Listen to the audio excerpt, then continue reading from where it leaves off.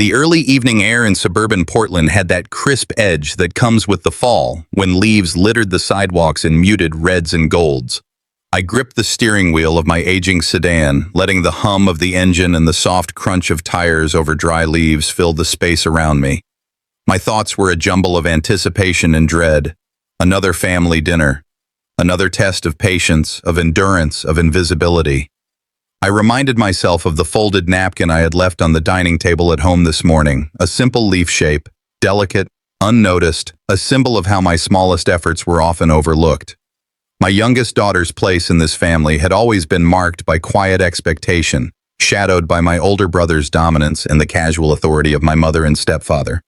I drove with the awareness that tonight would be no different, yet I clung to a flicker of hope that perhaps, this time, something would shift. As I approached the driveway, memories of past dinners crowded in. My brother leaning back in his chair, a smirk playing across his face as my suggestions or opinions were brushed aside. My mother's eyes, polite but dismissive, scanning the room without ever truly seeing me. Subtle jabs from my stepfather, each one layered in a veneer of humor that barely concealed the underlying critique. The knot in my stomach tightened when I saw my brother's car parked just inside the driveway, a stark reminder that the evening's tension was already in motion. "Why do I always feel like an outsider here?" I whispered to myself, tracing the imaginary edges of that folded leaf napkin in my mind. Its crease lines reminded me of my repeated attempts to belong, each fold a silent testament to effort that went unseen. I parked cautiously near the garage, noticing the door was slightly ajar, an unusual oversight for our meticulous household. The unusual sight set a subtle alarm off in my mind. Should I go in or retreat and wait it out? My phone buzzed in my hand, and I glimpsed the screen, an unsigned message that read, "If you come tonight, consequences follow." My pulse quickened. The neighbor's windows reflected muted golden light, and the faint sounds of evening traffic interwove with the distant barking of a dog. I exhaled slowly, weighing the message against my loyalty and obligation to family. The garage's half-open door seemed to yawn, beckoning yet threatening in equal measure. I reached for the garage handle, fingers brushing cold metal, only to find the door unyielding.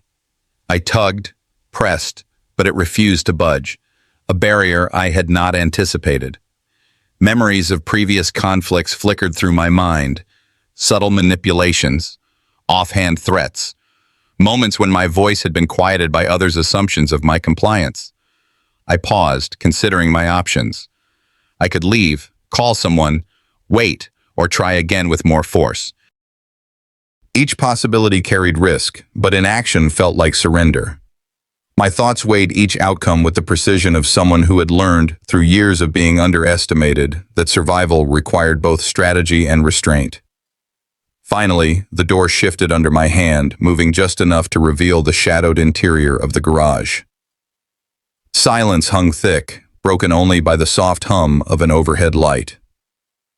My brother's silhouette emerged from the dim corner, casual yet menacing in the way only someone who had known power in a family could be. I felt the familiar tension rise in my chest, an internal debate over self-preservation versus familial duty playing out silently. I reminded myself to observe, to think, to act with intention. The garage smelled faintly of oil and old wood, a comforting yet oppressive blend. My eyes darted to corners where shadows pooled, noting the small signs of preparation or concealment that spoke to prior knowledge or intent. I questioned my next move, knowing that one misstep could escalate what had already been a fraught atmosphere. The silence pressed in as I sat in the car, engine running but hands steady on the wheel. The unsigned message lingered in my mind, a subtle yet insistent anchor of unease. I thought of the folded leaf napkin again, imagining it sitting unnoticed on the table at home, a symbol of all the times my presence had been minimized. The air outside seemed to thicken, each sound exaggerated, the rustling of leaves, the distant hum of a lawnmower long since shut off, the faint creak of the garage structure itself.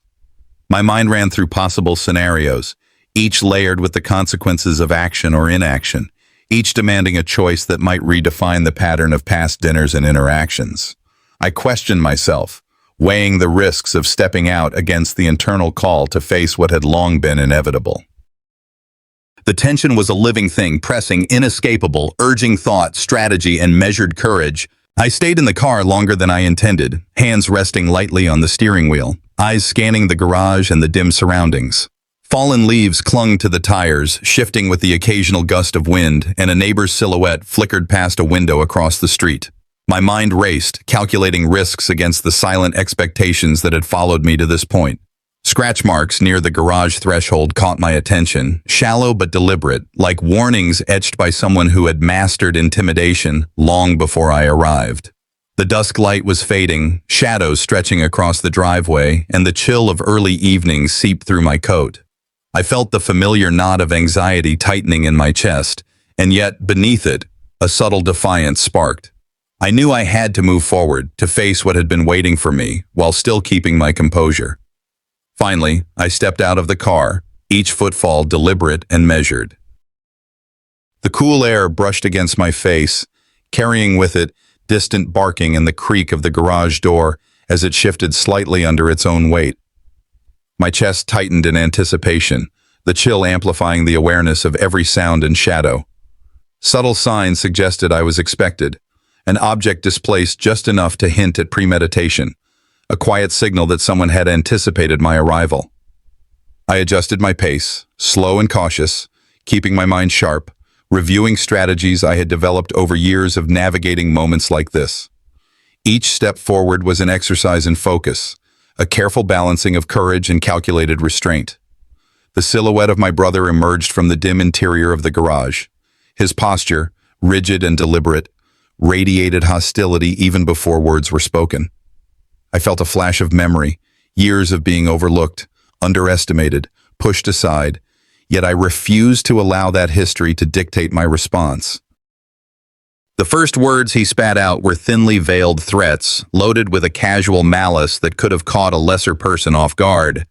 I held my stance, thinking tactically, considering escape routes, potential defensive moves, and the silent ways I could assert myself without inviting outright aggression. The tension in the space thickened, punctuated by the sound of a door creaking within the house, the faint presence of my mother or stepfather moving in the background, unseen yet influential. The patterns of manipulation, of invisibility, revealed themselves subtly, shaping my awareness without forcing me to relive old grievances. A sudden vibration in my pocket startled me, a cryptic message flashing briefly on my phone screen, heightening the uncertainty and pulling my attention into sharp focus. I shifted my weight, recalculating my position, watching my brother as he made a small symbolic gesture, a cup knocked slightly askew, a book nudged toward the floor, and recognized the unspoken message it carried. This was the moment to act, to respond with intelligence rather than reflex. My mind traced prior preparation, mentally reviewing the ways I had practiced restraint, observation, and strategic engagement in past conflicts. Every muscle tensed, every nerve alert. I weighed confrontation against withdrawal, dignity against safety, calculation against instinct.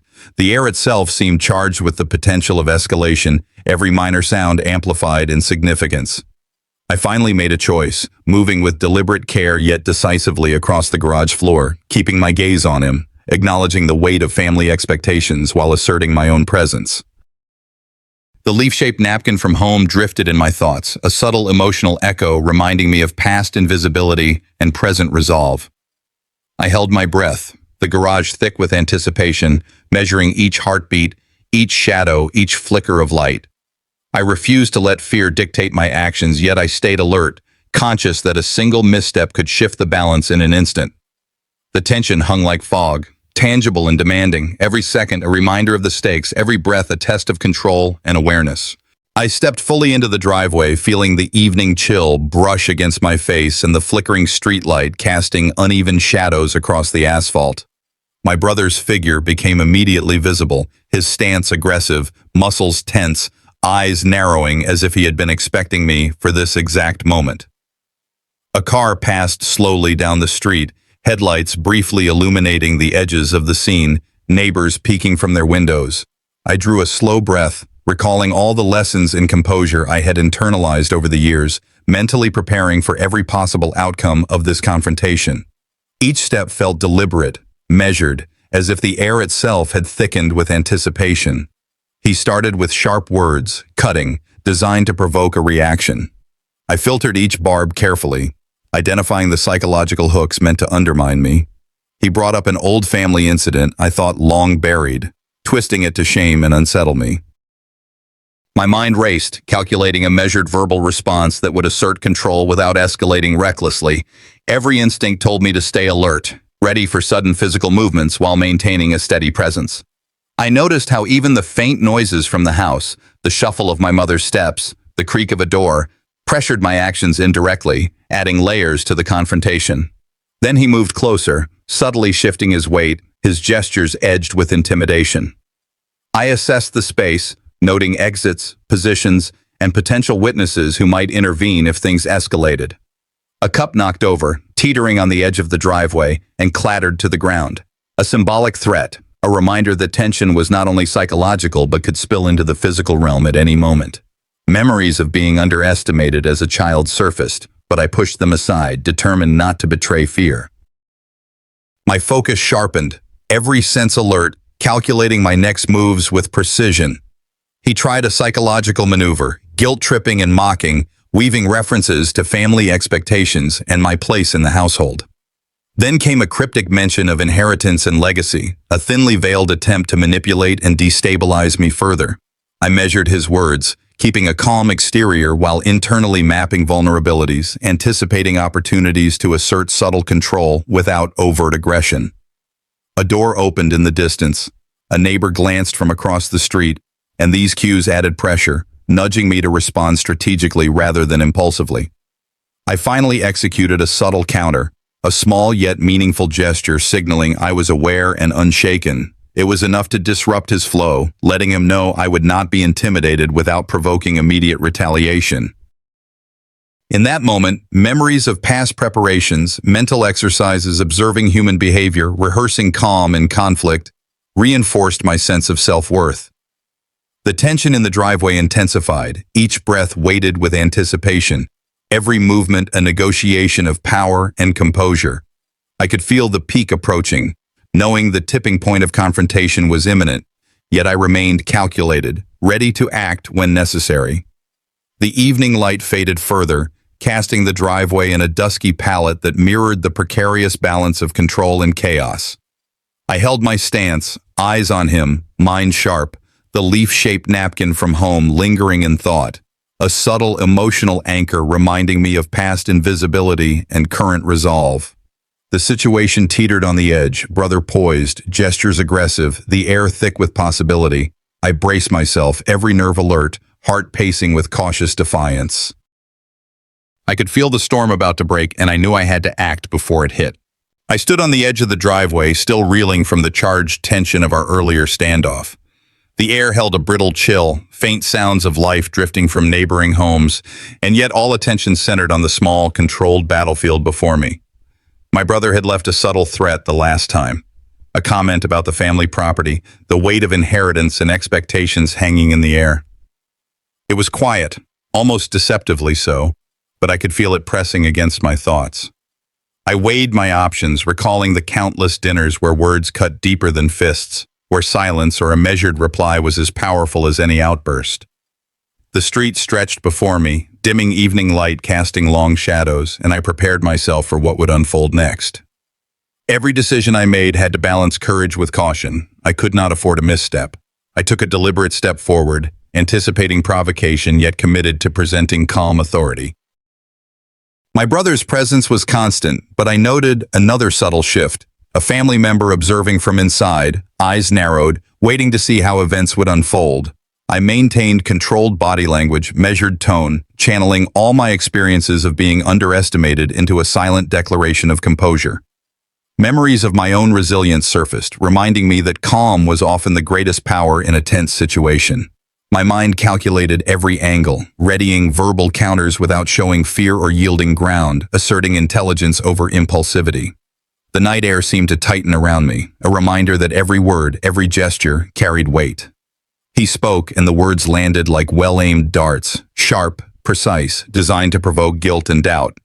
Then came a revelation, a family secret I had never fully known, tossed into conversation as a weapon meant to destabilize me. My heart jumped, but my face remained neutral. Internally, I shielded myself, sorting through manipulations and preparing calculated responses. I replied with carefully chosen statements, conveying awareness and refusing to falter under pressure. Each phrase was a measured strike, a subtle but firm assertion that I was neither naive nor defenseless. The tension escalated, verbal volleys shaping the battlefield, my strategic mind balancing defense with opportunity. Amid the confrontation, my thoughts turned inward. I reflected on lessons from past family conflicts, strategies I had honed to maintain composure when provoked. I contrasted my own measured intelligence against his impulsive aggression, letting that mental clarity guide my responses. Recollections of past injustices, times I had been overlooked or dismissed, reinforced a quiet resolve to stand my ground. I weighed potential outcomes, identifying leverage points that could serve in later interactions, mapping paths that would preserve dignity while maintaining control. Each observation of the environment and every subtle gesture from my brother or those around added to my internal calculations. Small movements became their own language. Glances, slight shifts in posture, micro-expressions. I observed and interpreted each with precision. A subtle action from him, a faintly significant gesture, signaled he expected me to react, and I responded in kind, not overtly but with clarity. I signaled awareness and readiness, reinforcing my psychological positioning. I was in control of my responses, projecting strength without aggression, and the balance of tension shifted ever so slightly in my favor. Every glance, every breath, every micro-expression became a component of the ongoing negotiation, the silent power play unfolding without words. I kept my stance steady, eyes sharp, internal dialogue active. As the evening deepened, the confrontation reached its edge. Nothing had truly resolved, and the anticipation thickened like fog over the driveway. I felt the tension poised to explode, the next move pivotal, yet I maintained restraint, every fiber of awareness engaged. The evening sounds, a passing car, a distant door creak, a neighbor peeking out, reminded me that this was not private, that perception mattered. A final, subtle nudge, a silent cue from my brother, hinted at the critical choice awaiting in the next encounter. I inhaled, muscles coiled, mind sharp, and realized that the next move would decide everything, and I wasn't backing down. I took a deep breath, mentally reviewing every exchange, every subtle jab, every maneuver my brother had used to test my limits. His predictable triggers, the little manipulations aimed at undermining my position, were all cataloged in my mind. The way he twisted words about property, about past contributions, it all came back to me. The silent, undermining tactics he had perfected over years. I considered who might be watching, whose glance might shift the balance, and I adjusted my stance accordingly. Calm, calculated, and resolute, I rehearsed responses that would assert my authority without yielding ground.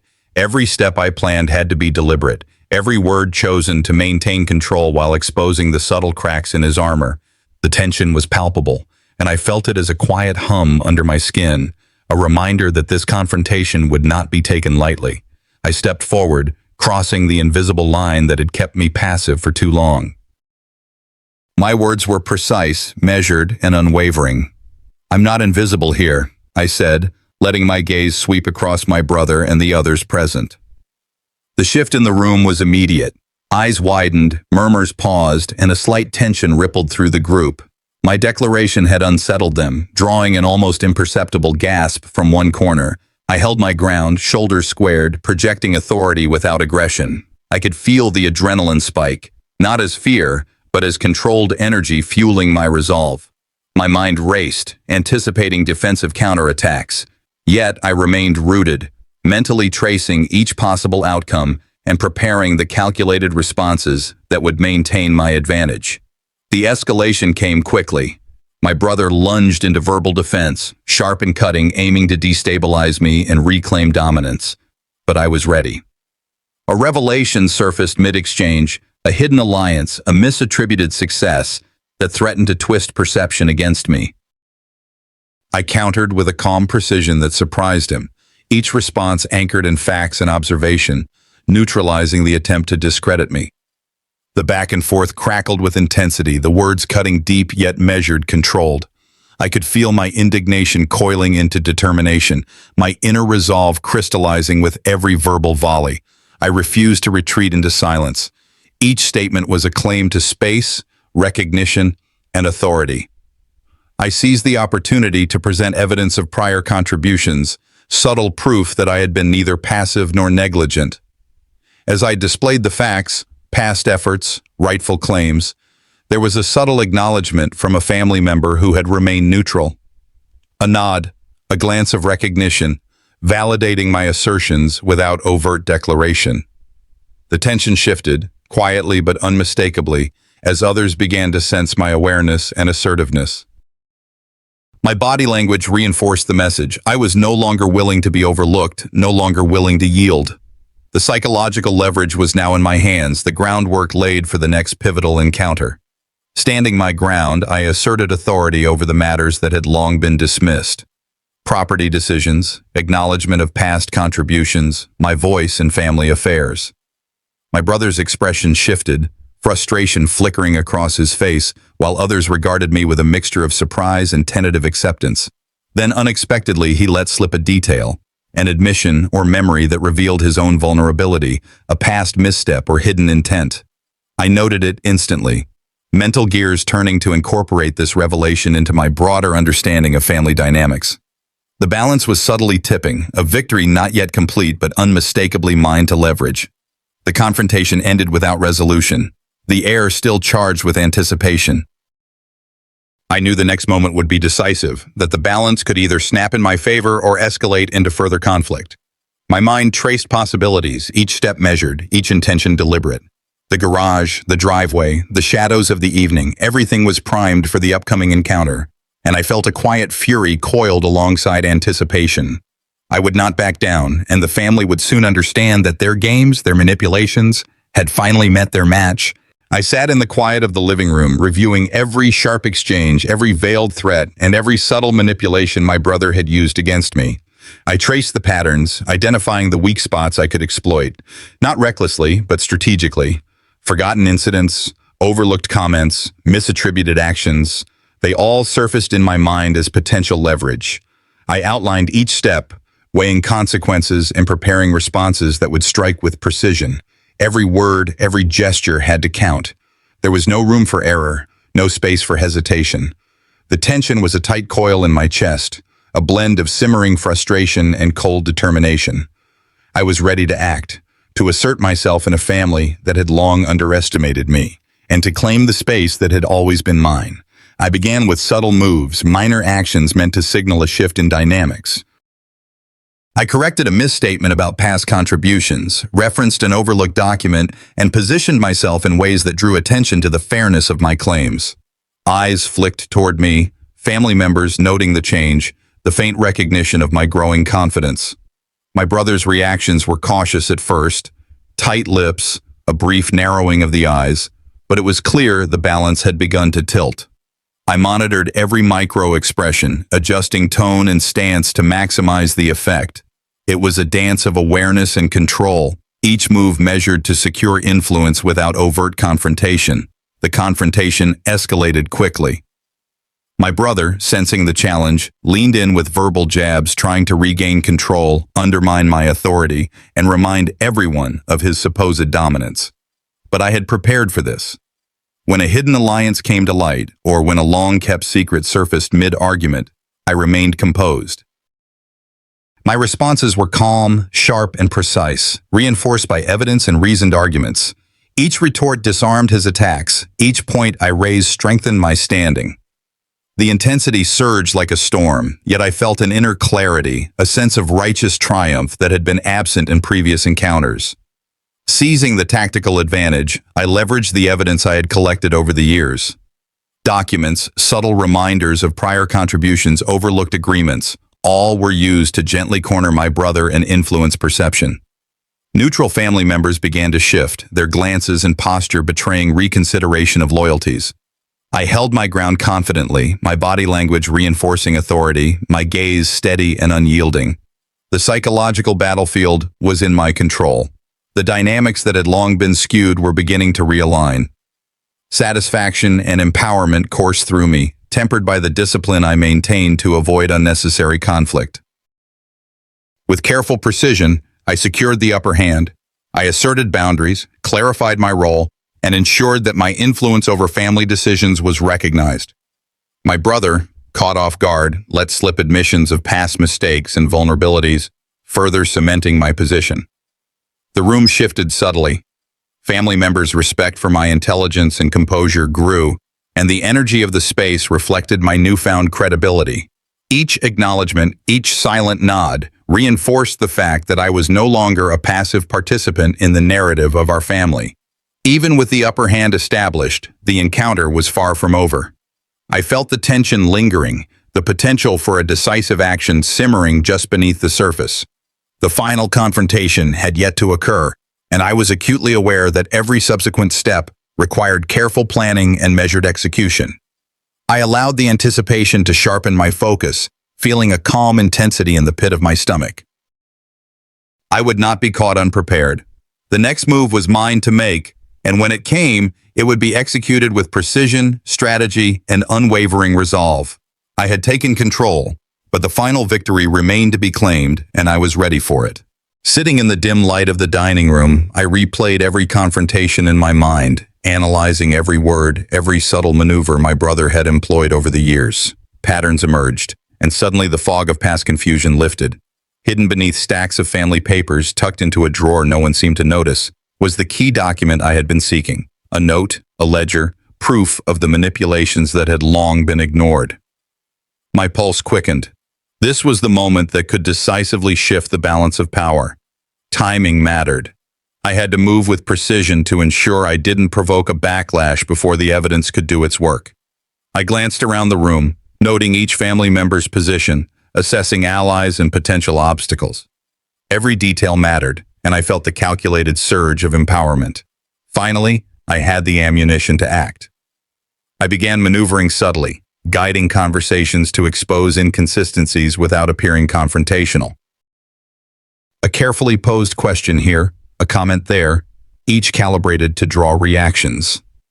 My brother's unease was immediate. Subtle shifts in posture, the faint tightening around his eyes. I observed, learning the allegiances hidden in plain sight, noting who flinched at my words and who remained indifferent. My face remained calm, my tone measured, concealing the quiet thrill that surged inside me. Each maneuver reinforced my position. Each observation sharpened my awareness, and every small reaction confirmed that I was changing the narrative from within, without ever appearing aggressive or impulsive. The tension escalated rapidly as my brother attempted to dismiss the claims, deflecting and belittling with practiced ease. But this time, I was prepared. Evidence was laid out, clear, undeniable, impossible to ignore. My logic was concise, my statements deliberate. And then, unexpectedly, a family member spoke up, validating my assertions. The shift in the room was palpable. My brother faltered, caught in a corner he had not anticipated. I felt a surge of assertiveness, my composure intact, adrenaline coursing through my veins as the stakes rose. I was no longer the overlooked youngest daughter. I was the one dictating the terms of this exchange. As recognition of my credibility spread, the dynamics in the room transformed. Previously neutral members began to reconsider their stances, their subtle gestures confirming the psychological shift. I consolidated influence, my presence commanding attention without a single raised voice. The balance of power was tipping in my favor, carefully and decisively. Triumph hummed beneath my skin, cautious but unmistakable. I could feel the authority settling around me, a tangible acknowledgement that my strategic moves had been successful. Control, once elusive, was now in my grasp, yet I remained vigilant, aware that the confrontation was not yet fully resolved. The room bristled with tension as I sensed the approach of the climactic moment. My mind raced through contingencies, rehearsing responses, anticipating reactions, preparing for the ultimate revelation that would leave no ambiguity about the truth. I could see the subtle tremor in my brother's confidence, the fleeting glances exchanged among family members, the careful calculation in every movement. The prelude to the final act was unfolding, and I positioned myself to capitalize on every opportunity. My anticipation was intense, tempered by discipline. Excitement mingled with resolve. The moment to act was near, and I was ready. The chapter closed with unresolved tension, the room poised on the edge of revelation. Every move I had made, every subtle maneuver, had brought me to this pivot. I had aligned the pieces, positioned the evidence, and gauged every reaction with care. Now the truth itself would be the instrument of justice, but the outcome remained uncertain.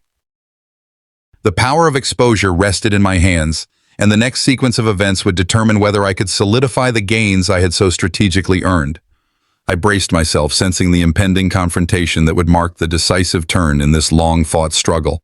The moment had arrived. I had gathered every document, every recording, every piece of evidence that painted the truth of years of manipulation and deceit. Sitting in the family estate dining room, I could feel the subtle shadows lengthening across the table, amplifying the psychological tension in the room. My brother was already there, flanked by other family members, unaware that the tide was about to turn.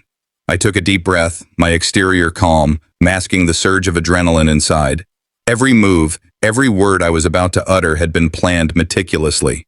This was the culmination of years of observation, reflection, and strategy. The room felt charged, each creak of the floorboard and distant car passing outside sharpening my focus. I had prepared for every reaction, every feigned dismissal. The time to confront, to reveal the truth, had finally come. I began to present the evidence methodically, documents and recordings laid out with precision. Each piece underscored the patterns of deceit, the subtle manipulations my brother had relied upon for years. I watched as eyes widened, as expressions flickered between shock, disbelief, and dawning understanding.